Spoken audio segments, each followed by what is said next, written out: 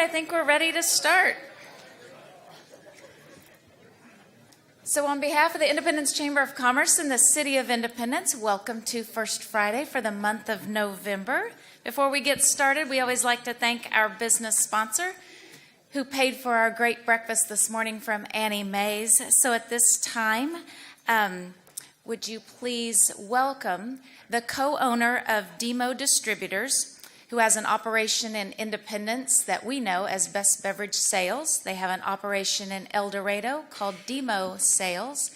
And at this time, would you please welcome our business sponsor this morning and our everyone's good friend, Drew Demo.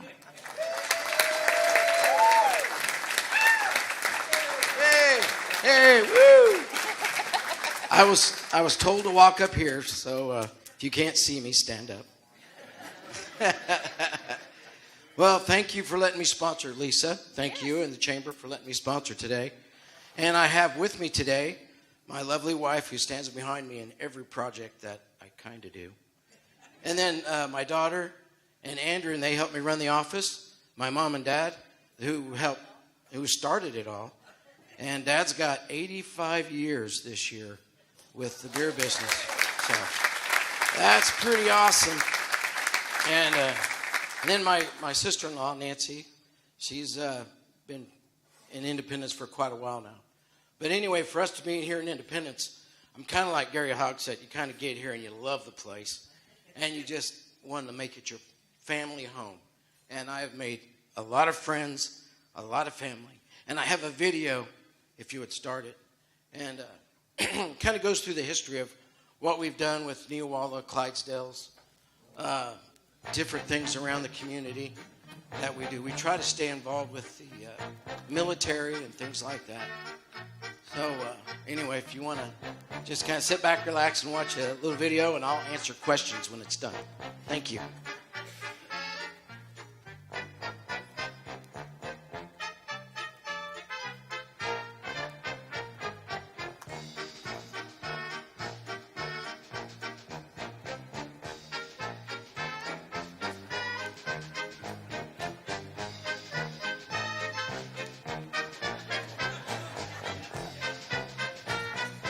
Check out that computer.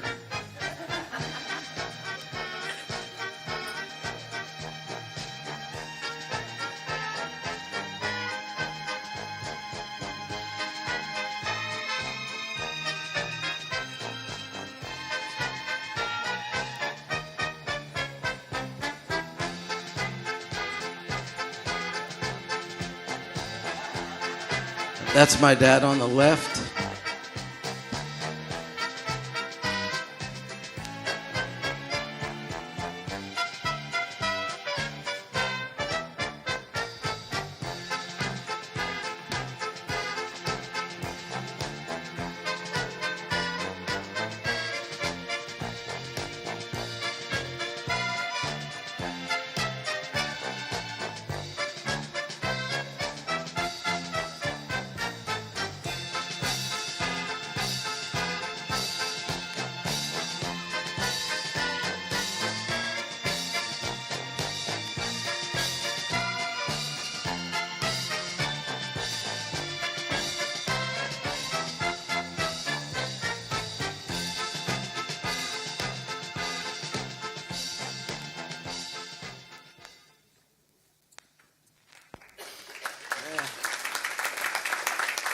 Thank you.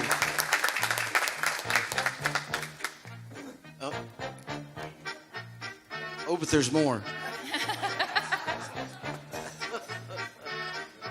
No, that was it. Cheers, everybody. Now, do you want everybody? So I would like for the entire Demo group to come on up here. And as you could tell from the slideshow, not only are they our business sponsor this morning, but they are celebrating 40 years of doing business in Independence. And for that, the City of Independence and the Montgomery County Action Council and the Chamber of Commerce wants to present Drew and the entire Demo family with a plaque. So this says, This says, Demo Distributors 40-year anniversary. Thank you for being a part of the business community in Independence and serving Southeast Kansas since 1977.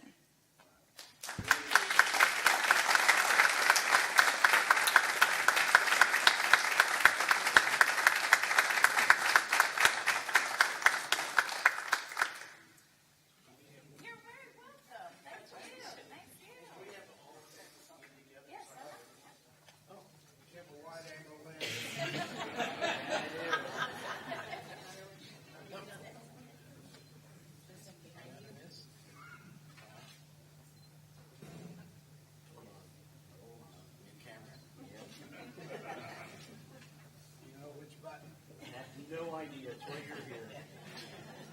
All right.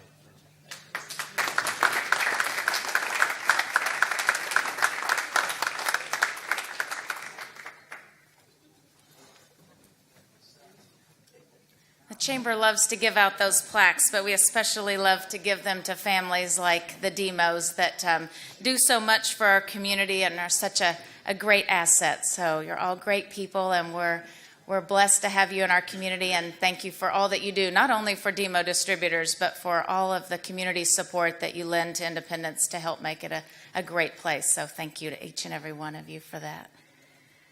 All right, so we are ready to get rolling. We've got 5 great speakers up here this morning. I typically kind of tell you what's going on in the community, but this morning I'm going to skip past the majority of that because I want to give a lot of time to our speakers to make all of their presentations. But I do want to point out a couple things that are going to be happening in the community next week that are incredibly important. The first one is I want to remind everyone to get out and vote next week. And the second one is we will be having our first annual Veterans Day celebration that is packed full of all kinds of fun activities, from the morning 7 o'clock registration for the fun run and the Veterans Honor Walk around the Oval out in the park, to the parade that'll be at 2 o'clock in the afternoon, to the Veterans Appreciation Night when Independence Community College takes on the Coffeyville Red Ravens on the football field, and all of the veterans in the county and all the veterans that want to show up for that game will be admitted free, and there will be a military recognition that evening as well. So the day is full of all kinds of activities, but we also have some other things that we want you to participate in and to make the day really special. So if you have any bunting at your house, or if you purchased some of the bunting that we made available, get that up on your business or on your home. If you have a flag, hang your flag. If you don't, go buy one and get your flag up that day. Find some red, white, and blue. If you didn't buy one of the Veterans Day t-shirts, great. If you did, great. If you didn't, not so great, but we did buy some extra. So if you want to check with us, we have about 20 extra shirts. So if you'd like one of those, see Mandy or myself, and we can get you connected with that. And then we're also still selling the $5 posters. This is Kathy Shepard's father, and so this is an example of one of the posters. And we're just asking that if you want to do this, that you either walk in the parade or you hold it while you're watching the parade in honor or in memory of someone special that is currently in the military or that is a veteran. And from Julie this morning. So all you have to do is just bring us a picture. Doesn't have to be high resolution. We'll scan it, get it back to you, and collect your $5, and then we'll get a poster to you so that you'll have that for the parade. We're going to have flags we're passing out, red, white, and blue beads, stickers, so that everybody in the parade has lots of fun patriotic things to hold or to wear. And then the parade will start at 2 o'clock with a KC-135 flyover. That was because we have good connections in our community with Joel Darbrough, who actually flew a KC-135, graduated with me from high school here in Independence, and lives in Elk City. And so we'll be having that as part of our parade as well. We are having a car show and shine out in the park. I already spoke about military appreciation. There's going to be a breakfast that the Masonic Lodge, of course, the Masons are very involved in the community, of which Drew is involved with them.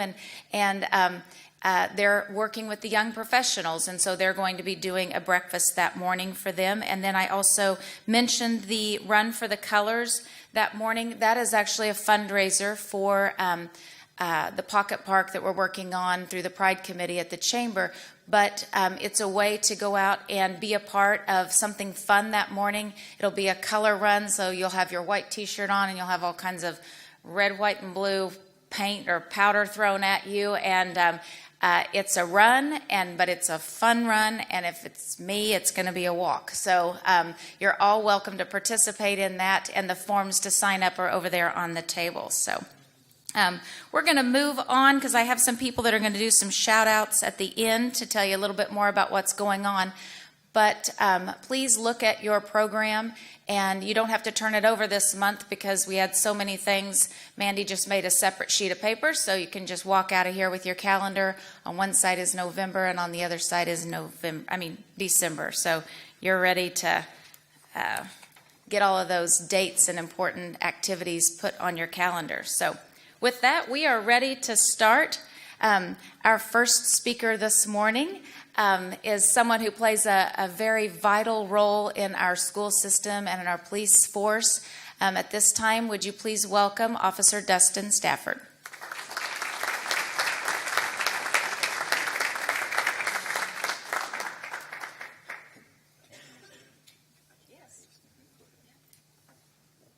Good morning. Dustin, if you'll at least stay right in front up here. Yeah, so Okay. we can get you on camera. I asked to use this because I can't stand at a podium. I just can't stand in one spot when I'm talking. I know there's a lot of familiar faces in here that I know, and for those of you who don't know me, my name is Dustin Stafford. I'm a police officer for the City of Independence, and I'm the school resource officer in our public schools.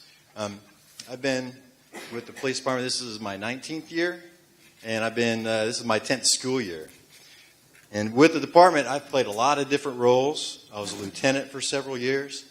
And when the school resource officer position came open, I knew I wanted to work with kids because I just really enjoy working with kids. And being a father myself, that in itself is the greatest accomplishment I've ever had. So in order to be the SRO, I had to take a demotion to do it. So initially, I was a little not sure if this was the right choice. Did a little thinking on it. And I did. I switched to the school resource officer, and like I said, this is now my 10th year, and I've never looked back. I love my role. I love what I do in the schools. As you guys can tell, like today, I'm dressed a little differently than most cops are. My uniform on a day-to-day basis is a lot different. I wear polo shirts. I wear school T-shirts. I wear a lot of different things, and then on Fridays, I get to wear jeans.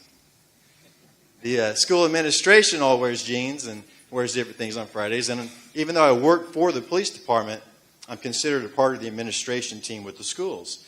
So I get to match them in that case. And the students, they love it. They really like it when I dress different. I get all kinds of compliments on them. When I do presentations in the classroom, I wear a suit. So a lot of kids will come up to me and they're like, man, you look like a G-man today. Yeah, you look like Spy. When I'm dressed like this, I get told, man, are you undercover? You look like a cop from the 80s. But this is just one of the things that we can use to kind of help open the doors with students. They're more comfortable when they get to talk to an officer who's dressed a little different, gets to do things a little bit different. And because of my position, I'm also able to take more time and do different things to really engage with the students. I got asked to kind of tell you a story about a program that I do in the schools. And this is one that I kind of do on my own time. It's not really associated as a school resource officer, but it came about because of being the school resource officer. So the students in the schools, it is so much of a variety. And there's plenty who are familiar with officers and open to talk with us, and then there's some who aren't. And you can always kind of tell when you're walking down the hallways when somebody's kind of standoffish. So my first year SRO, I'm in the halls, and there's this one kid. Every time he walked by, it was very obvious he was making it a point not to look at me. You know, there he's walking, and if he could, he would probably put up his hand. You know, so he walked by, and I'd see this every morning. So then one morning he's going by, and he's wearing an AC/DC T-shirt. So he goes by, he's like, "Hey, they got a new CD coming out." And he just kind of looks at me and he's like, yeah. And then continues to walk. And he kind of looked at me like, why are you talking to me, dude? So then the next morning he comes walking by again. And this time he stops and just kind of looks over at me and goes, you like AC/DC? I was like, yeah, I like AC/DC. All right. And then he walks off. So then the next morning he stops. And this time he walks directly over to me. He was like, what other music do you like? So we started talking about music a little bit. And that led to every day he would stop and specifically come and talk to me. And so then one day in the cafeteria during lunch, and I'm in the cafeteria with the principal, and we're just kind of overwatching everybody. He comes up and he starts talking with me as usual, and find out he plays guitar, and I play some guitar. And so the principal's like, hey, you know what? We got the talent show coming up. You guys should do something for the talent show together. We let teachers and stuff do it. And at first I'm like, oh, no. I'm not getting in front of the entire student body and teachers on talent show. But the kid was instantly, yeah, dude, we need to do this. We should. So I'm like, all right. So we did. We got another student involved who played drums, and we got up there, and we took a song that I had written, and we kind of sped it up and changed it, and we had a lot of fun doing it, and we played it for the entire school. First time I've ever played on stage. I think I was so nervous. I think I only moved my body one time the whole time I was playing. And the other kids were just as nervous. But when we were done, the crowd went nuts. They cheered, they clapped. It was awesome. It was wonderful. And from that point on, I had students come up to me left and right after that going, dude, I didn't know you played guitar. That was cool. And the other kid that did it with me, he got the same thing. He came to me and goes, man, because I got people come talk to me that I had no idea to play guitar and do different things. So that led to me and him talking some more and then getting approval with the school, and we started what is now called Guitar Club. So once a week at the schools, I meet on Wednesday nights at 6 o'clock in the library, and I meet with a group of students, and we play guitar, and we talk life. We talk whatever's on their mind. We talk a lot of Xbox. We talk movies. We just talk, and we play a lot of music. And I get them talking, thinking about creating their own music. And it's such a wide variety of what they listen to. Some are rock and roll, some are country. Then I try to get them turned on to my personal favorite, Michael Bublé. But we have a blast doing it. But because of these connections I've had with the students, and we've been doing this now since we started the club in 2009, but I've had students come to me from that club that have asked me for help with addiction to marijuana. And it was because of us talking and our connection that they felt comfortable enough to come and talk to a police officer and ask for that help. I had a student come to me one morning and say, this was going to be my last day, dude.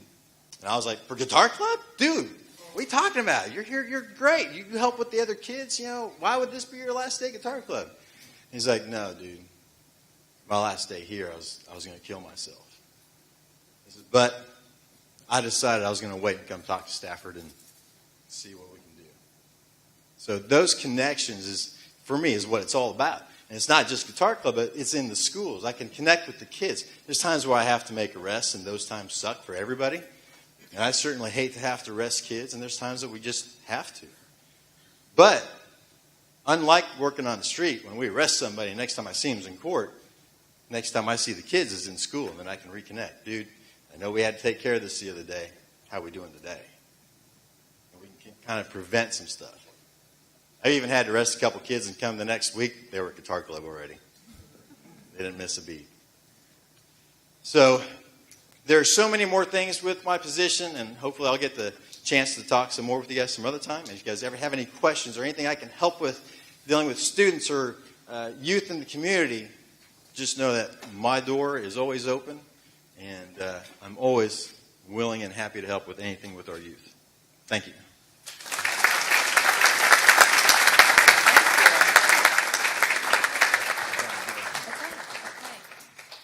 Thank you, Dustin. Dustin has to slip out, but oh my gosh, yes, you are invited back.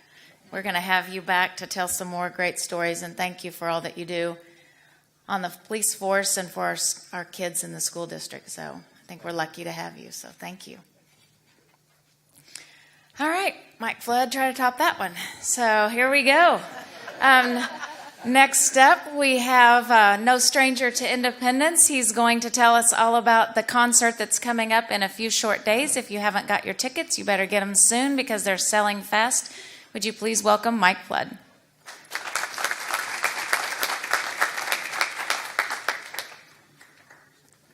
Thank you. It's great to be back. You know, I just love the chamber. We got a really great chamber, and great to be back and be part of this group. And I am going to talk to you about the Oak Ridge Boys concert. Just briefly, this is the first time the Oaks have ever been to Independence with their Christmas tour, and they've been doing it for 28 years. So it's going to be something special. It is selling well. But before we go any further, I want you to hear from the Oak Ridge Boys themselves. And I asked them to pull off the road in that big Provost bus and give a shout out to Independence. And they found some brick wall somewhere and set up, and they sent us a message. So, Mandy.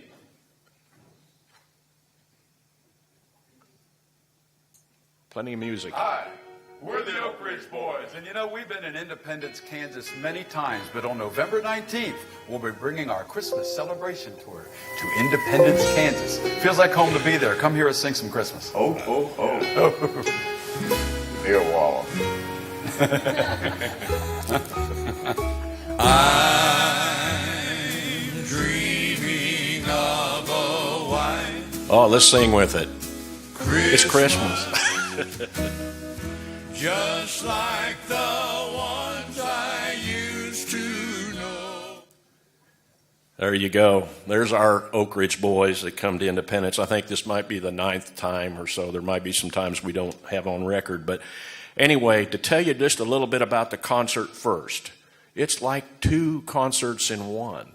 The first part of their concert will be their country hits. And then they'll take a brief intermission, change costumes, few sets be brought on, and then it'll be Christmas from there. And the Oaks have 7 Christmas albums. So they're pretty qualified to take on Christmas. And not many artists are doing Christmas shows anymore.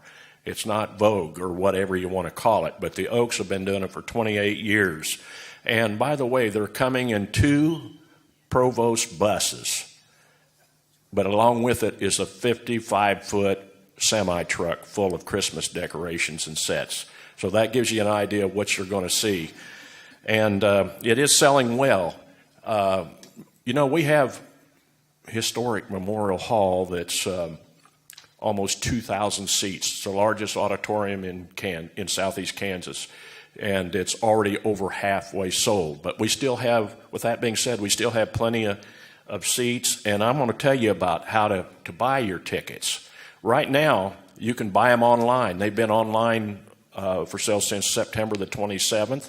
People can call in on the phone. There's a number on the poster. The poster's over there on the easel. Pick up the posters if you want. If you're a businessman, pick them up, put them in your business. There's flyers over there with all the information on how to buy the tickets online and such, and the phone numbers and all like that. And they start at $29.95, and then there's Mike's secret seats. I just wanted to make sure that everybody had an opportunity to go to this show, and so I went up in the balcony on the west side, and I looked down at the stage, and I saw that you can see the stage from these seats. I went onto the stage, and I looked up, and I can see the seats from the stage. So we've got up on the west side in the balcony Mike's secret seats at $19.95. And by the way, people are finding them. I'm not advertising it. People are finding them. They go online and to buy their tickets, and they hoover over the seats, and they see $19.95, and there they go. So that's how that works. Also, the box office will open at the Independence Historical Museum on November the 14th through the 18th.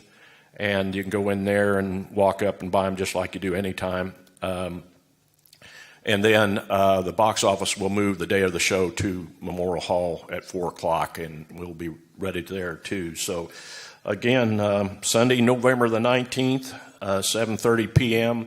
It's the same day as the Main Street open house and holiday parade. I'd like to call it Christmas parade if you don't mind.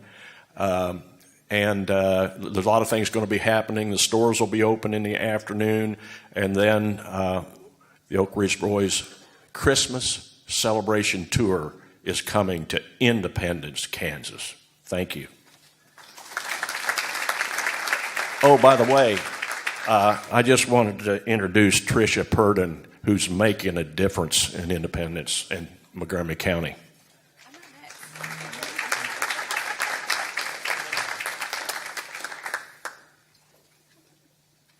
All right. Well, it's time to hear from our basketball coaches. Who all went to the game this week? Yeah, my mom, myself, Tabitha, she sat in front of me. Yes, you missed 2 great games. So you probably still had football on the brain. That's what we thought when we were sitting there, and there were some other things going on that night.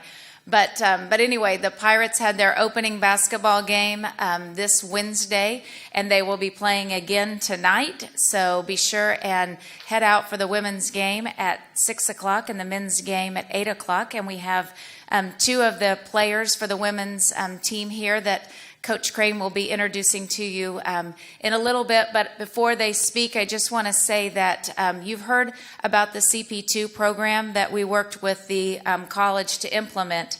And April, I don't know if it's April here, Jody worked on that program as well. And we're proud to say that we have matched up 160 student out-of-state students that are attending ICC with 60 families in Independence. So it was a huge success. One of these ladies actually is matched up with a CP2 family as well. And I have a couple of girls on the basketball team that are my CP2 kids. So I encourage you, there are still kids that need to be matched. So if you're interested in that, please let us know and we can make that happen. So at this time, would you please welcome the coach of the Lady Pirates, Leslie Crane. Morning, everybody.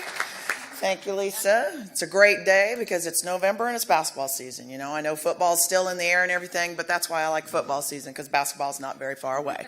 So I'm out there cheering all the time just for that. But you guys seem a little tired, so I'm going to wake you up a little bit. Back in the day, when I was still playing, my kids think it's the Stone Age because it was before the three-point line, and it was before, we had a women's basketball. We had the men's basketball. That's all we played with. And so I went to a camp called Heart of America Sports Camps, and it was run by a man who's near and dear to my heart, Ken Cochran. We called him the Hound. That was his nickname because he'd just bark at you all the time. And he ran these, had a lot of energy, and he was back in the days of Jack Hartman and Ted Owens and all of those guys. And, and I'm a coach's kid. My dad knew him for years and years. And so it didn't make any difference. He didn't cut any slack. But when we were at those camps, we had awards and this type of thing. So we wanted to make sure we got through them pretty quickly. So we'd have an awards assembly, and he'd say the words, "hit it," and everybody would clap once. Okay? So let's see if you can follow directions this early in the morning. See if you're better than my children. Okay, on the basketball team. So CP2 program has been a great success. We want to thank Lisa and April, Brittany Thornton, Becca Peets, all of the people that have been in contact and doing all of that. So let's give them a round of applause. Ready? Hit it. Come on now. We got to have more enthusiasm than that. Ready? Hit it. Ready? Hit it. Good, good. Now you're getting there. So we are women's basketball, and we've got a great group of kids this year. I'm very excited about all this. I think we're very fortunate to have 6 young ladies returning. And I brought 2 of those young ladies with us. Jordan Schoenberger, please, Jordan, stand up. She's a 6'3" post player from Chanute, Kansas, went to Chanute High School. Ready? Hit it. Ready? Hit it. We have Erica Moore. Erica is starting 3-man from, I want to say, Lizella. I always get that wrong. Lizella, Georgia. Hit it. Hit it. Good. Both these 2 kids have done a great job as far as just nurturing and advising our kids. We're glad these two didn't have 8 o'clock classes, so they were able to come this morning, so that's a good thing. We have our other sophomores. We have a 5'8" guard from Parsons, Kansas, in Shay Kelly. We have a 6-foot forward from Mersin, Turkey, by the name of Sena Aktash. We have a 6'3" post player from Adelaide, South Australia, named Alec Akuan. And we have 6'4" center from Longton, Kansas, in Dakota Coral. Ready? Hit it. Hit it. This is a talented group, okay? Talented group of sophomores. Probably the most improved group of sophomores that I've had here since I started 5 years ago. They've improved greatly both on the court and in the weight room. They've just made a lot of strides. But probably what's the best thing that they are doing is that they are advising and nurturing these young kids that we have coming in. We are a team that we've got, high expectations based on that combination of the veterans that we have and young talent. Talk to you a little bit about our freshmen. This is probably one of our most talented groups that we've had here as freshmen. And they come from all over the world. I'm a big proponent in that this is a small world, and we all have the same problems. We just have some leaders who just don't get it sometimes. But we all have the same problems. Families are the same. They're worrying about their kids. They're worrying about their education. They're worrying about money, this type of thing. So it doesn't make any difference which country you come through. And when these kids come here to the United States, this is their dream. And so we've been able to access different countries, and I have a lot of connections. I have former players playing throughout Europe and Australia and everywhere. So, they're always calling, "Coach, I think this kid can play, la, la, la." So one of the first kids that we brought this year, and this is my first time for having a young woman from Denmark, is a young lady by the name of Victoria Mikkelsen. She's a 6'1" kid out of Denmark who is learning how to play, as they all are. But she's going to be a great force. She was helped here by Wichita State University, so we'll see how that comes. A lot of times in junior college, you'll have 4-year schools that will help kids see where they need to go because they know where the better programs are. And we're lucky enough to have this young lady here. Another young lady we have, Abby Weiss. She's a point guard from Brooklyn, New York. Michael Gray from Round Rock, Texas. Kayla Trotter from Pine Bluff, Arkansas. Logan Collier from Hera, Oklahoma. Jessica Goodluck, gotta love that name, from Adelaide, South Australia. And Ashley Eichelberger. She's a redshirt kid we have out of Chicago. And of course, somebody near and dear to my heart, and just because every year that I've been here, I've had a player from this area, Fort Smith, Arkansas, and Northside High School, where they produce great talent, great kids. We have Fatara Kennard, so I'm lucky to have another kid from that program of Ricky Smith's. Ready? Hit it. Hit it. Hit it. Okay. These kids right now, if you're a fan, you're going to enjoy exactly what it is that we do. We're going to be an up-tempo team, but it's going to take us a while. I say that, and we looked pretty good doing things the other night. But I think it's going to take a little bit longer because these freshmen have got to learn how to play. They've got to learn how to play defense. They got to learn how to set a screen. They got to learn how to talk to each other. They got to learn how to get along out there and what they need to do. And that takes a little while. But they're making big strides. These two are smirking over here because they're like, "Coach, they're never going to get it."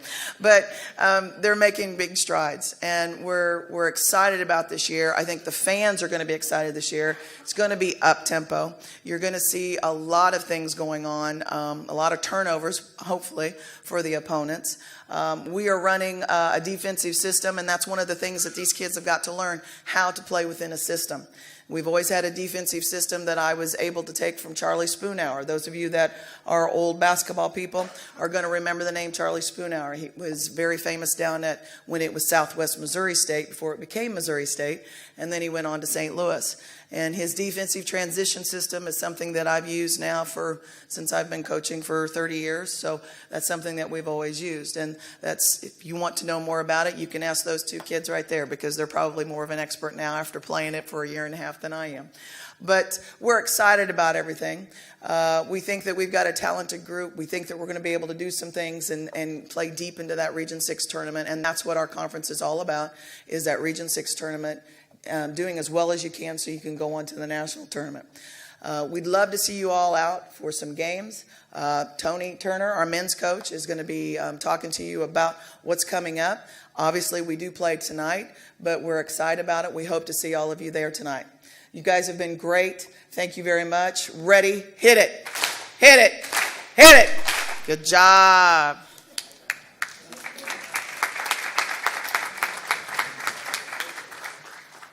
All right. So, you missed two really good games on Wednesday. They both scored over 100 points, so it was a lot of fun to watch them. And you girls did a great job. So my CP2s are Abby Wise and Michael Gray, and so I enjoy spending time with those two girls. One is from Brooklyn, New York, and a real quick funny story. So we're going back from, they're like, yeah, there's probably lots of funny stories. So we're on our way back from getting groceries, and we're going down South 17th Street to the back to the dorms, and Abby says, "Is that a horse?" And I said, "Yeah, it's a horse." And she said, "I've never seen a horse before." So I pull over and she said, "Are we getting out?" And I said, "Yeah, we're getting out." And so anyway, you'll have to ask her about this. So we get out and she's like, "Do you know these people?" I said, "Yes, in Independence we know everybody." So we get out and these horses come up to the fence, and she gets out her phone. She starts Snapchatting and doing everything with these horses. It was hilarious. But here are the things that we take for granted, and she'd never seen a horse before. So it's a lot of fun spending time with a lot of these kids from out of state and from places all over the world for that matter. So it's a great program, and I encourage you to get involved. So with that, we're ready for our next speaker, the amazing coach of the men's Pirate team that you will see in action tonight at 8 o'clock. Please welcome their head coach, Tony Turner.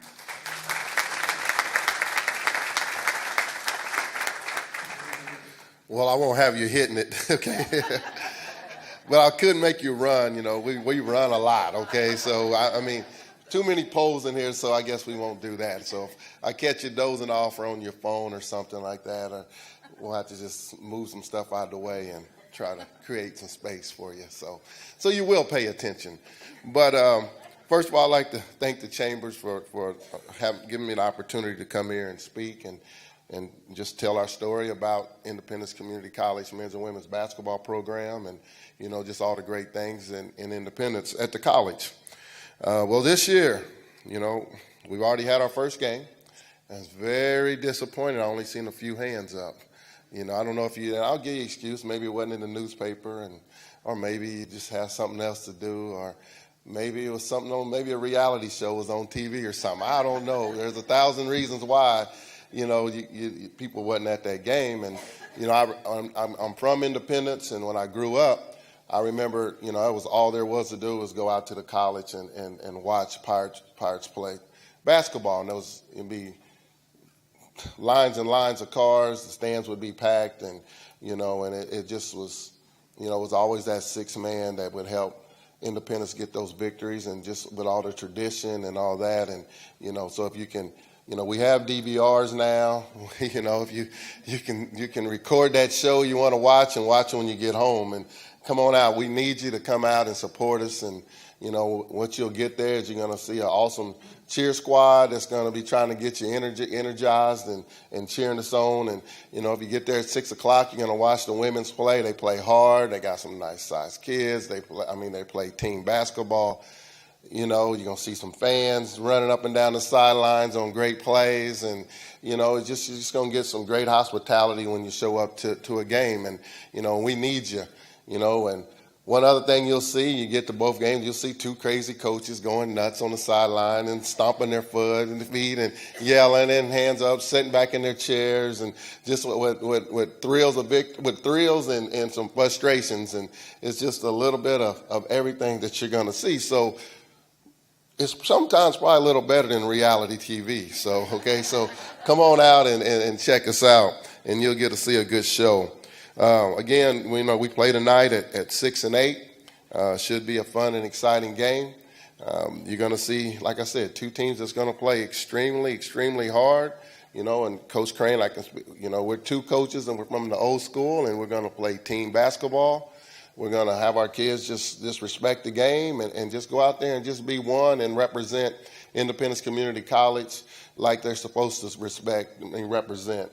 We've always talked to our kids about representing our college, representing our team, representing our community, and we never want to recruit kids that think they're bigger than ICC, bigger than Independence. So that's one thing that we really preach with the kids we try to recruit.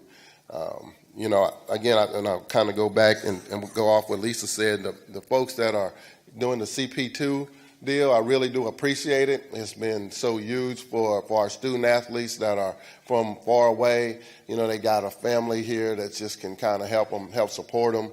And I know sometimes it's a little frustrating with dealing with some of them. You got these inner city kids that just don't quite understand it yet. But I promise you, the more and more you're with them, the more and more they do appreciate, and the more and more they do come around and start to understand about the values of what Independence just gives you. The kind people here, the friendliness of all that, or just that passion of love and care. I mean, that stuff that's priceless that some of those kids don't get. So it takes them a little time to understand that part of what it's all about. Like I said, I was born and raised in Independence, and I just love it here.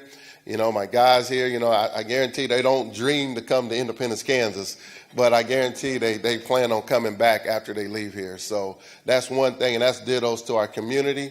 That's dittos to you guys for just welcoming them to this great place, and that's, it can go on and on. When I go out and recruit kids or I bring them to our campus, the people are friendly, we're out and about, and I just say, listen, man, that's not the honeymoon stage. That's just what it is here when you come to Independence, Kansas, and that's what it's all about. I mean, when I came back here, I went away for about 20 years. When I came back, I was like, I'm just going to be here for about 4 or 5 years, try to get the next job and get out of here. But I tell you, it's kind of hard, man. I swear, it's just because the quality of life I have, the friendly people here, it just makes you not want to leave. And, my family, my wife even, she was like, we're only going to be here for a little bit. We're going to get to a city. And I can't get it. If I wanted to leave, she'd probably like, well, I'll see you later. I'm sticking around here. So, so which is good. I really do like that. Some of our top players this year, DeAnthony McCullum, Romani Hanson, Jalen Grant, those guys have been working extremely hard, and they're fun and exciting to watch, and they're just great kids. I mean, they get it done in the classroom, they get it done off the court, and you come out and watch them, you'll really just take a liking to them because they just good, genuine dudes, and they just appreciate being out on that court and appreciate being here. I was blessed to have a great coaching staff. My coaching staff work extremely hard. They make my job so much easier. I don't have to be the GOAT all the time or the guy screaming. They take care of a lot of that stuff for me, which I really do appreciate. Coach Chad, Coach Mike, they just do an extremely great job of keeping our guys in line, making sure they're just following what needs to be done. And, I can kind of sit in my office and actually do some of the coaching stuff that I really want to do and watch film and just focus on what can I do to make my team better, what can I do to help them out in the classroom, what can I do to help them grow as a young man, and it's just that's what it's all about. And like I said, I'm blessed with some great guys, and also I got a great coaching staff. I mean co-workers. Coach Crane has been a great support. Just we can always bounce things off each other, just try to help guide our team into success, and which has been great. Now she hadn't made me hit it any time because I always have her undivided attention. She always has my undivided attention, so she don't have to worry about telling me hit it. So anyway, some of our strengths. We're picked number 8 in the conference, which is great for us. We have nowhere to go but up. And that's great. I don't never like to be at the top. I don't mind being at the bottom because that just shows I get to play mind games with our guys, man. They don't have any respect for you, man. Get out there and let's go, man. They pick you. Hey, you seen them other teams, man, and they all buy into that stuff. So that's great that we're picked 8. Some of our strengths we have, we're long and athletic, and we're going to play extremely hard. I don't know if you had a chance to watch West Virginia play last year or in the past, Coach Bobby Huggins. we're going to press, we're going to fly around, we're going to make the games ugly, but we're going to try to press for 40 minutes. And it's going to, just if you come to the games, just be careful. A ball might come flying up in the stands.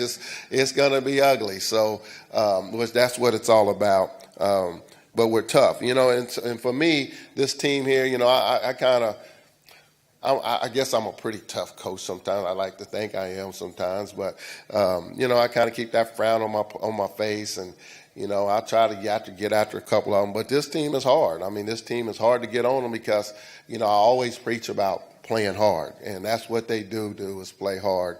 And when you play hard, we're all human. We're all going to make mistakes. They're going to make mistakes, and so it's hard to kind of get on them about making mistakes because they're playing hard. And I always tell them, hey, man, we'll overlook that. Just go out and play hard because I'm going to make mistakes.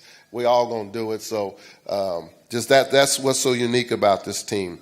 The weakness of our team is our overall physical size. I said we're long and athletic. We're not big, okay? We're just long and athletic, which is okay. We do have some rim protectors, but my biggest fear is we get one of these big, beefy guys in here that's going to kind of sit on us. We'll have to figure out a way to guard them. But overall, I mean, that's our overall weakness here in shooting. Right now, I think here in the future, if we don't get better at that, we're going to struggle.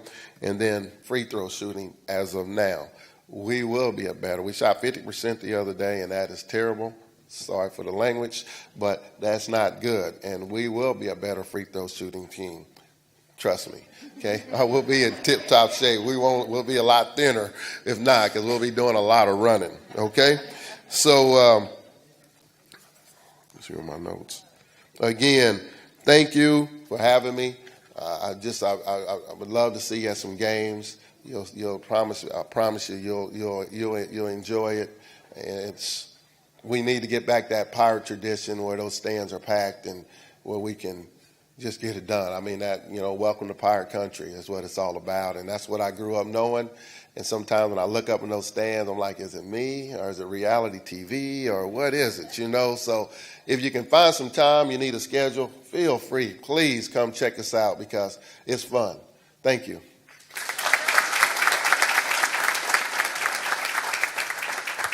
Okay, so we're going to play a little game here. So stand up again, the two ladies or anybody else that we missed who were at the game on Wednesday. If you were at the game on Wednesday, stand up.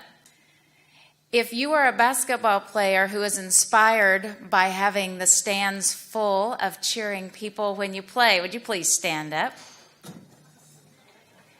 If you coach for the Pirates, please stand up. If you promise to make a commitment to support Pirate basketball this season, would you please stand up? All right. We look forward to seeing you out at ICC at the Field House, and tonight they will play at 6 o'clock and at 8 o'clock. It's time for our final speaker. You'll notice on your program that the title underneath her name says, Why Tyson Chose Coffeyville. The decision has not been made. The statement is why Tyson chose Coffeyville as one of their top 3 contenders in the selection process. So at this time, would you please welcome our Executive Director of Montgomery County Action Council, Tricia Purdon, who will speak more about the Tyson Project. Good morning. Thank you for having me. And thank you to Lisa and all the speakers for adjusting their time a little bit so we could squeeze in a little bit more time so I can tell you more about what's going on with this project and what's going on in Coffeyville and our whole region, really. Like Lisa said, what we're really wanting to do right now is provide as much information as we can as we get it.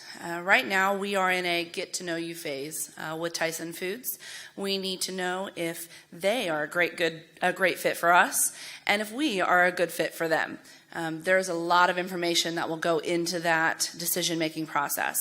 They have graciously provided us at least 2 months to learn more about what this process will entail, what the farms will entail, what the plant will entail, what the entire infrastructure system that will support the production of poultry in our region will entail. So I guess I'll talk about the four main areas that we have received questions thus far on. And if you think I didn't cover something, feel free to shoot me an email. My email is tpurdon@actioncouncil.com. That's Purdon.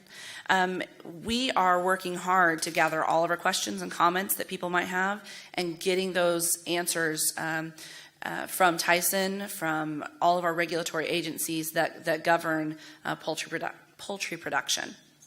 So first, let's talk about jobs. That's the most critical component as far as we're concerned, that the reason why we even threw our hat into the ring on this project. There are 1,600 jobs that will be at the production facility itself. $13 is the starting wage at that facility.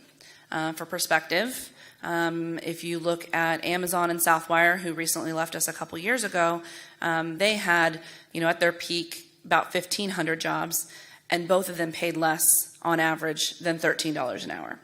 So, quick perspective of what we're looking at. The median wage, though, for production is going to be $13.50 to $15.50 an hour. 120 of those employees will be making over $26 an hour. So if you think about, if you had just a company by itself of 120 employees making that salary, just in that, it would be a huge win for our county. Those are numbers that we're talking about with, John Deere or Cessna or some of our other higher paying companies than we have in our region. So that's a huge win by itself. In addition, there's going to be at least 75 farmers that'll be able to take on this project. They need at least 75 families to grow and raise chickens out on farms within a 30 to 60 mile radius of Coffeyville. That means that some of our farmers can call their kids who might be working in a pharmaceutical industry or something because they know they can make six figures in Kansas City.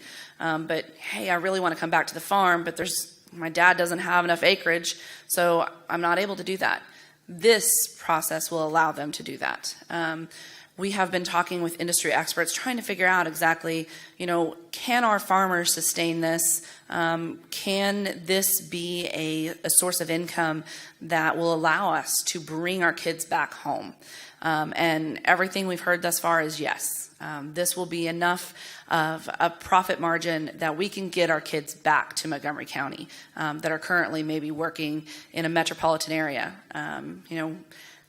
As Coach said, we want people to live here and stay here, and I think people do. They go off to the city because they think that that's the better option, but they come home once they realize how amazing our community is.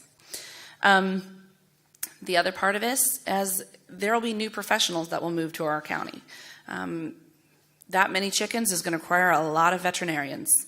It's going to require a lot of new businesses that will supply products, machinery, equipment, extra materials for these farmers that are going to be growing basically a new crop, if you consider it that way, in our area.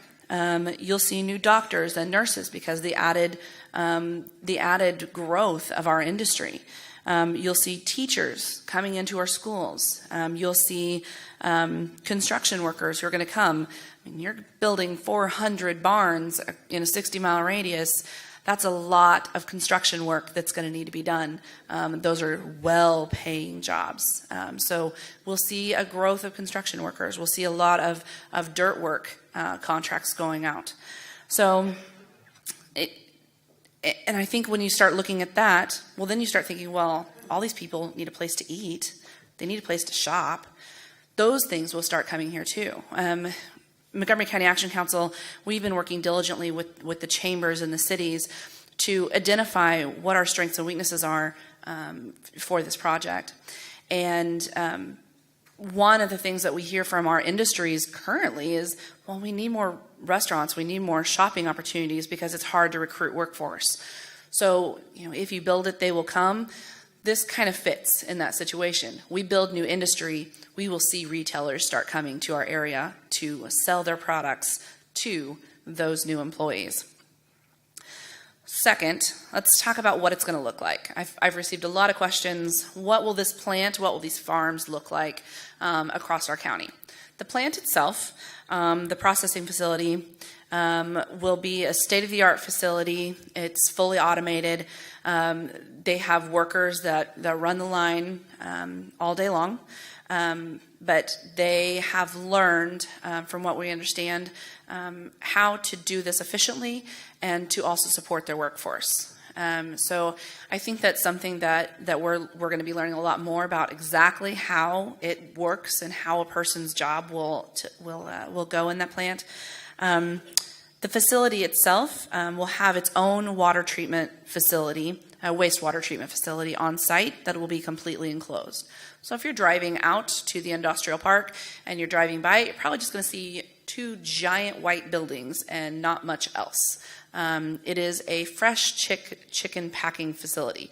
So those fresh packs, that you get out at G&W or Walmart, your fresh chicken, that's what this will do. That's it. There will be no cooking. There will be no chicken nuggets made at this facility.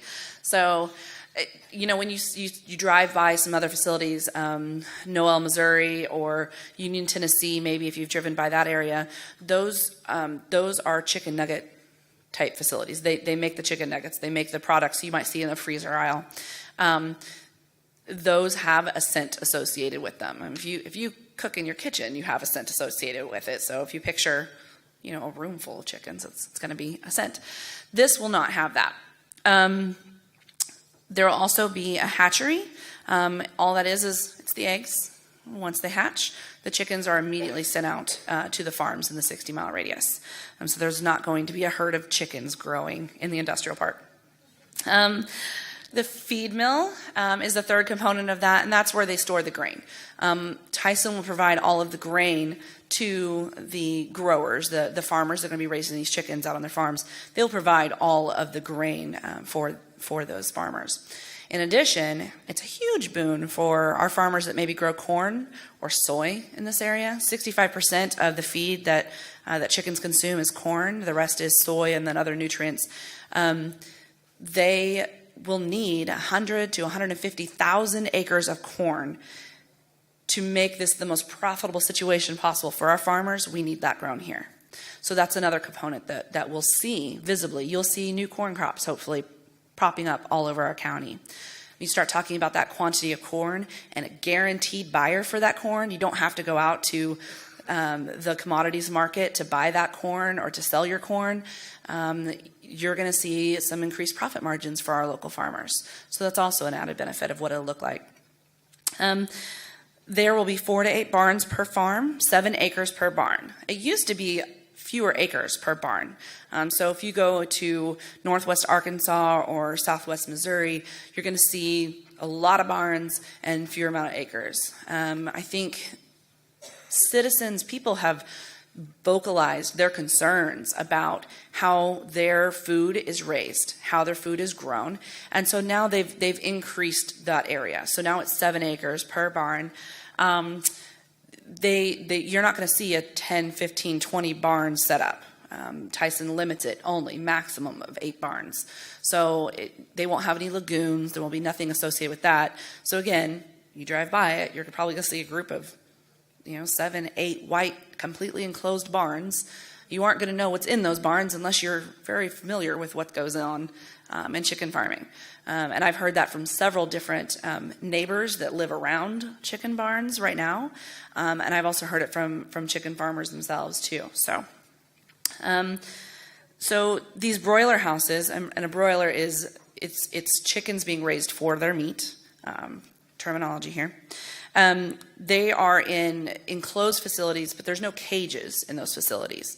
So they free range in that barn for their food and water. They also don't take a lot of water. That was something I was really surprised by.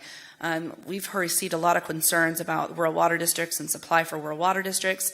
On average, per farm, it's about 5,000 gallons a day.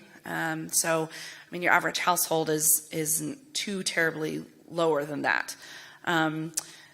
the only time when it really spikes is when you start seeing warmer temperatures, because these facilities are state-of-the-art, completely automated, technologically advanced facilities that ensure that there is a perfect climate at all times. And that covers humidity. As chickens breathe, they expel moisture. They have to make sure that that moisture is carried away from their bodies, because chickens don't sweat. So you need to make sure that they're completely comfortable all times. We want happy chickens. So they will have a climate controlled facility with cooling towers that will blow that moisture away from the chickens, but also bring in cool air to keep that facility completely climate controlled. I think one of the things that we are really trying to learn the most about right now, and where we're trying to play catch up, is learning more about how these farmers will handle the litter that goes along with chickens. And litter, terminology again, that's chicken poop. So if you hear someone talking about litter, and we're not talking about like cat litter, that's what I thought at first. I was very confused. So litter is chicken poop. And when you're talking about 29,000 chickens a barn, that is a lot of litter. Right now, our farmers already here in Montgomery County, and you can talk with several of them, and I would encourage you to do so. They already spread chicken litter on their fields. It's a great organic, natural fertilizer. It's basically, you're recycling. You grow your corn, you feed your corn to the chickens produce litter, and then the litter is put back on the corn. It's a never-ending cycle. Now, there's certain minerals that are generated in litter that you have to be very cognizant of. You have to make sure that the nitrogen and phosphorus levels are strictly regulated. You don't want to put too much on there. Chicken litter is more expensive than the chemical fertilizers that farmers also could purchase. So when you think about, if you're going shopping, you're going to spend more money on a product that you feel is environmentally sustainable, perhaps. I know I do in my own house. But you're also not going to be buying like Costco levels of it to just have, because it is a more expensive product. So the overspreading that we've heard people worried about, overspreading, that's not the concern that we're hearing or that we've seen in other communities. It's when they store that litter. And so that's one of the things that we're actively working on to address, to find out more about. And like I said, we're in a get to know you phase, but we're also in a let's learn what this industry entails phase too. So we have a few industry experts, luckily already here in Montgomery County, that understand thoroughly how chicken litter storage should be handled, how it's dispersed. Try to keep track of my time here.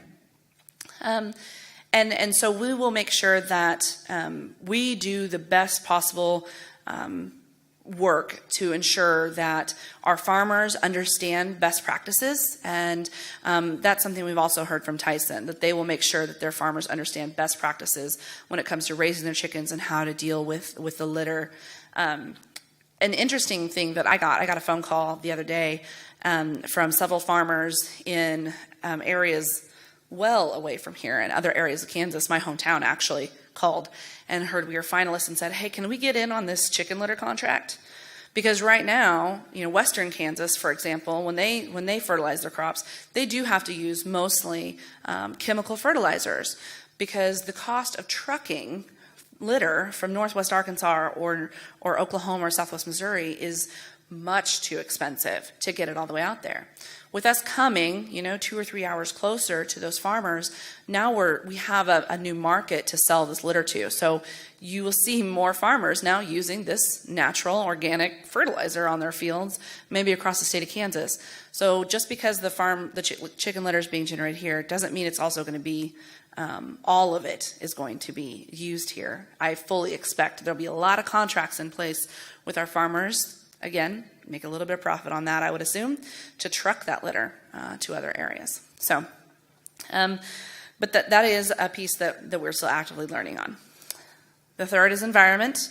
Everyone has concerns about environment. We have any industry, CVR, Acme Foundry, even Cessna had to do an environmental impact study when they came in. Every industry has an environmental impact. You can't help that, just the transportation alone for that many employees. So, air quality, this will be a state-of-the-art facility. There are no other facilities like this anywhere in the country yet. The food production industry is the most regulated industry in the United States. You will not find any other industry that has as many rules and regulations required among environment, animal safety, occupational safety than this industry. So, getting back to the air quality, again, no cooking at the plant. The water treatment is an enclosed facility. Once it's treated at their own facility, it's going to be treated again by the city of Coffeyville. So there's some extra safeguards that we have put in place as part of our proposal to the company. We've already kind of talked about the litter and generation for the farms. I talked with a few farmers that said, basically, when we spread our litter out on our fields, my neighbors hate me for about 1 week. But after that, it's great because my soil has new microbial activity in it. It's more fertile. You see bigger plants. You see a better use of your natural resources. Water. We have enough water. We have more than enough water. Both of our communities, Independence and Coffeyville, were built for significantly larger populations than we currently have. So our water treatment facilities, our wastewater treatment facilities can handle the water that is needed. As the lowest point in the entire state of Kansas, water flows here. This is where it goes. We have several reservoirs in this area also. I talked with the city of Cherryville. They have so much water, they don't know what to do with themselves. They have so much water. So, there are things like that where, hey, let's use our natural resources that are already abundant in this area. But one of the pieces, again, is that we're working with the rural water districts because we're not familiar as well of, what do their service lines look like? How big are the water lines? What's the capacity look like for our rural water districts? So the city of Coffeyville, myself and other team members that are actively working on this are helping to talk with those rural water districts to learn more.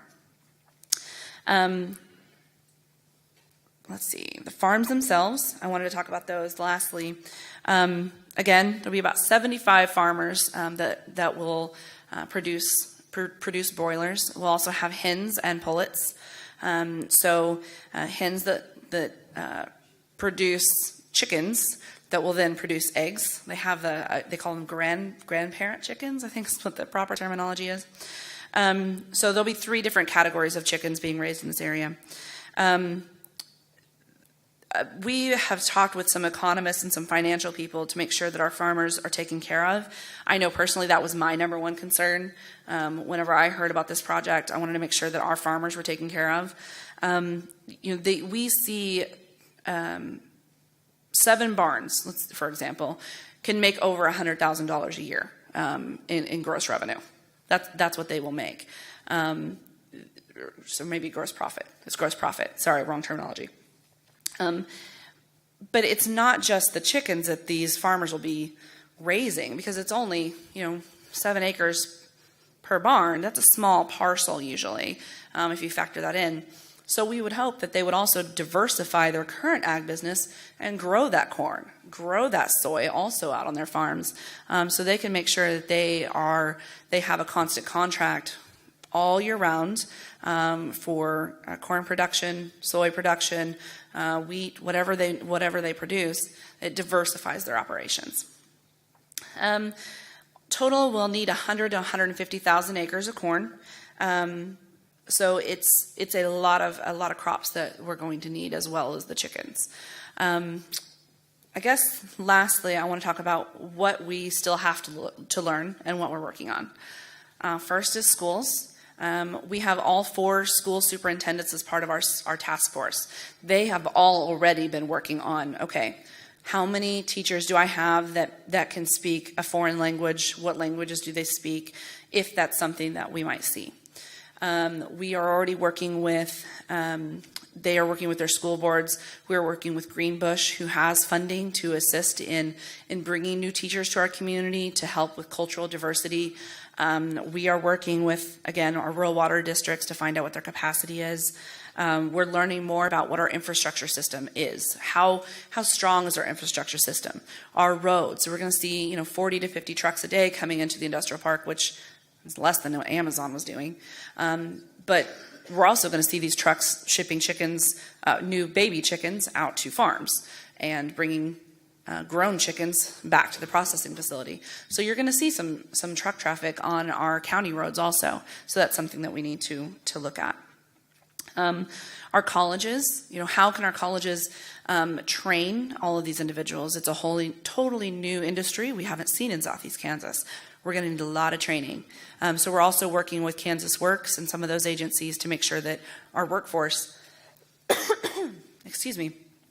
is trained to do this work. And then lastly, and I think the most critical component of this is the farmer network. I've talked about this a little bit before, but we want to make sure that when we're ready to finally present our final proposal to Tyson, we can say, here's our list of 75 farmers that want to work with you. And I think that's critical. We want to show that it's not just our community leaders, but it's our farmers, it's our residents, it's everybody who's willing to take some time, learn more about this, and talk with Tyson about bringing their plant here to Montgomery County. So I guess, do I have time for questions? I think I'm right at time. Anyone have any questions?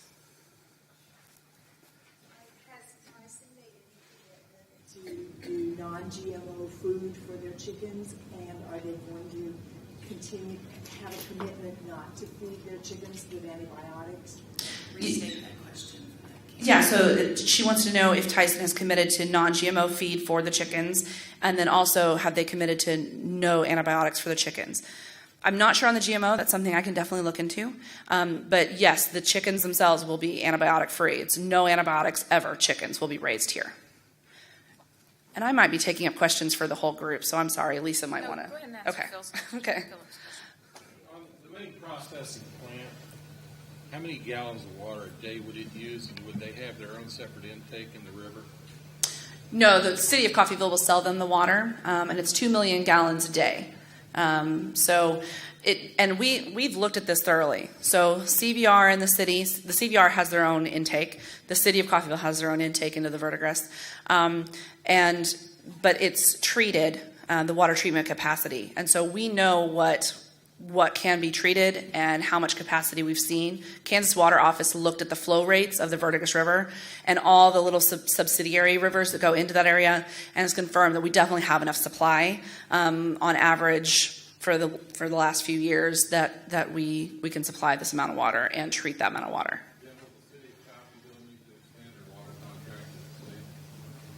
No. That's not needed on this case. Sorry, I'll let it to Lisa.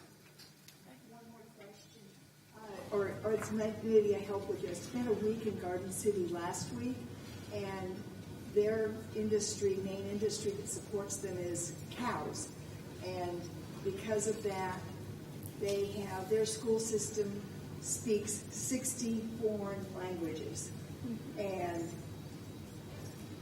if you want to know how to go about doing that and doing that with the school systems here, I would call Garden City and talk to them, because they have really got answers that they didn't have before all those people showed up.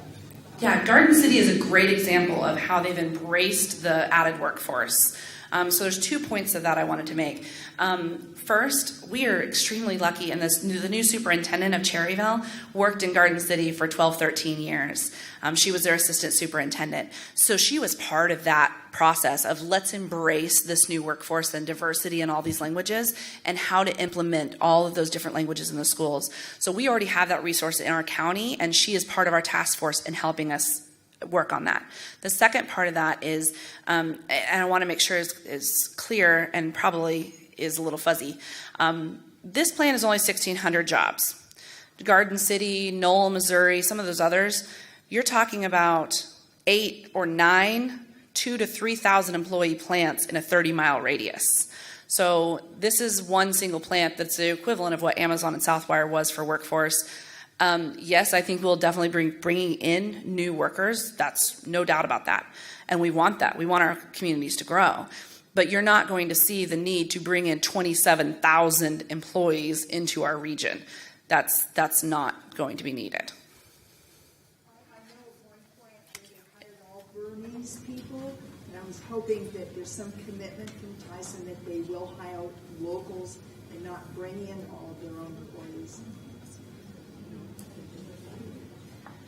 I think any industry, when they come to town, knows that hiring locals is the most critical component. They're more stable, they don't move, there's lower turnover. And so, yeah, absolutely, they're going to recruit from locally before they ever start looking anywhere else. All righty. Thank you very much. Good job. Thank you. I encourage you, though, if you have additional questions for Tricia, after today's First Friday, or if you're out and about and you hear someone say something, encourage them to contact Tricia at the MAC office and get their questions answered. So we want people to have good, accurate information and to definitely be voicing your concerns or thoughts or ideas to the right people. So be sure and visit with her. So at this time, I want to remind everyone you have comment cards on your tables to fill those out with suggestions for future First Fridays. And I also want to thank our speakers. I think you would agree with me that we had 5 great speakers this morning that all brought a very eclectic mix of information. And I greatly appreciate that. And we want to give one more big shout out to 40 years of amazingness, is that a word? For Demo Distributors and the entire Demo family and all that you do for our community. Thank you and congratulations on that huge milestone. I want to let everyone know that First Friday will be December the 1st, and we will be having our annual Shop Local presentation by April Nutt and Kim Kays, who performed that for us last year and did a great job, and we'll be doing that again. And we always like to close our First Fridays with some shout-outs, and I know that we already have some lined up this morning. Mr. Farthing, you want to come on up here? Susie Kleinbeck, anybody else? Go. Okay, Shirley, go ahead. Tabitha, anybody else? And Megan, line up. Mr. Farthing, you want to go first? Sure. All right. 40 years, that's great. That's when we moved here. That's wonderful. I guess we made a wise choice there. To end on a little lighter note, today is November the 3rd, and it's my bride's birthday. And we have, she admired a piece of work from Jim's Hayward's place, and she wanted, and she loved it, and I couldn't figure out why. And then I finally figured out that these are random numbers. You can have your birthday be whatever age you want it to be, in whatever order you want it to be. And so, Carol, come on up. Happy birthday.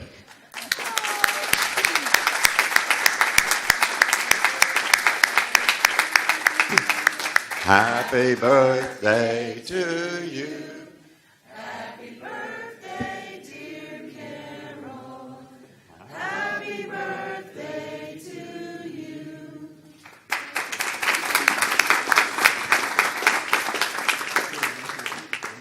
And we figured out, she, you know, if you're from Oklahoma, she was married when she was 12. Well, happy birthday, Mrs. Farthing. And thank you, Jim Hayward, for your amazing artistic ability to be able to provide gifts to people like that. She will enjoy that forever. Tabitha, you're up next. You want to stay up here, everybody, so we can get you on camera. Okay, real quick, I just want to remind everybody of our holiday open houses on November 19th. Our retailers have put in a lot of work to make this a good day for us from 1 to 5. We are also offering the free carriage rides through downtown Independence again, sponsored by Labette Health. And we're actually going to have a kids' corner at Community National Bank parking lot. There'll be face painting, free hot chocolate, a craft from the library, and the horse carriage ride. So it's going to be a great day, followed with our Optimist Club and Main Street's Christmas parade starting at 5:30. So we encourage you all to come out and join us for that. And also our Small Business Saturday on November 25th. Don't forget to shop small that day and shop local. Thank you. Thank you. Megan, you come on up. I want to remind you that tomorrow is the free flu shots. They will be at the Park Oval. The public will start around 9 o'clock. We have 250 injections, and when they're done, they're done. We do it pretty fast, and it's convenient. All you have to do is hang your arm out the window and drive right through. Most people get through in a very short period of time. We're usually cleaned up by noon. So if you're not there in line by 11, it's probably going to be too late. And you want us to bring? Oh, yes, please bring some food, canned food, non-perishable food, and that's how we help the CAC food basket for getting ready for Thanksgiving. Awesome. Yes, you're very welcome. So we do a Pinterest project the third Saturday of every month, and because our flag project was so popular, we've had lots of people ask to do it again. And on our Veterans Day, we're going to do it this Saturday. So between 10 and 3, it's free. We've got pallets. Come out and paint your flags. Thank you. Thank you. And you have a dinner coming up? Hello, everyone. My name's Ladella, and this is my husband, Mark Lyon. And we are with Open Arms here at First Christian Church, and we're having a first time, I guess you can call it, fundraiser. And there's going to be chicken noodles and all kinds of different cakes for dessert and good drinks. And this is something really that is really to my heart. And the tickets are $10 a plate. And yeah, he's got the tickets and I've got the flyers. And it's from 4:30 to 6:30. And y'all can either come and dine in, or we can take and we'll deliver. So it's a really neat cause, and I'm going to let him talk a little bit. Real quick, Open Arms Diner is a diner that offers a free meal to the community of Independence. And one of the great things about Independence is how you are so much like a family. And we're very new here, right? I appreciate Lisa, and we appreciate Mandy and all the Chamber of Commerce, all you folks. Each month you all come here because you care about the community. You care what's going on at Independence, and you care about events and volunteering. We have a lot of volunteers for this meal. In fact, it's all volunteers that operate. Judy Harris, I don't know if she's here, she volunteers for this meal. And all the funds that go for this, it's the Open Arms Diner. You can catch us on Facebook. Go to feeding these folks that are kind of left out of the norm, out of the mainstream of Independence. We have a lot of isolated folks, physically handicapped folks, senior-oriented, a lot of folks that are kind of down and out and have some financial issues and so forth. But we're there each week to offer them fellowship, hospitality, and we let them know that they're loved and they're cared for. So we have to, to feed these folks, it costs around $200 a week for 150 people. So we're just asking for your support at one time. Also, we've had Bo and the softball team, the baseball team. We're going to get Coach Crane and Coach Turner down there too. So we sure appreciate all your support. Please remember this is a once-a-time year, and it's going to be a free meal, and we'll bring the dinners and the lunches to your businesses during that Tuesday. We'll be coming by, visit a lot of your businesses.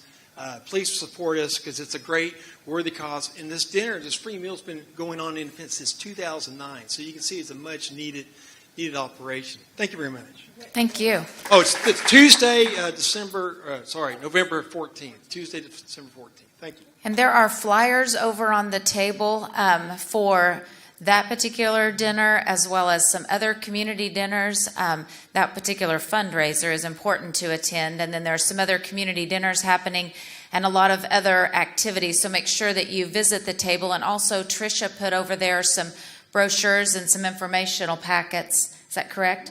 On the Tyson project. So be sure and swing by the flyer table and pick up some Tyson information, as well as some little mini flyers of all the other things happening in the community. So Shirley, would you like to make an announcement? I'm Shirley Ann Hogman. I live in the suburb of Cherryvale of Independence, and Our business has been the Leather Rock Hotel Bed and Breakfast. It was a hotel built in 1912. My husband has been restoring for 20 years, and we have changed the name. Our new business name is the Cherryvale Bed and Breakfast, and we have 3 rooms and 3 suites. We also have the Cherry Valley Model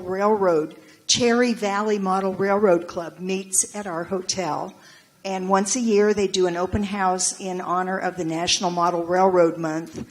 And the open house will be Sunday, November 12th from 1 to 4. Anybody into model railroading, you'll want to come. There's a brochure on the table that tells a little more about their layout. It's really amazing. It takes up 4 rooms of the hotel on the 2nd floor, so you're invited. Also, on this table in the back, anybody that hasn't read the Constitution or the Declaration of Independence, there are free ones out there, because voting on Tuesday and veterans, we ought to just kind of know what all our freedoms are about. So help yourself. Those are on behalf of the Republican women of Montgomery County. Thank you.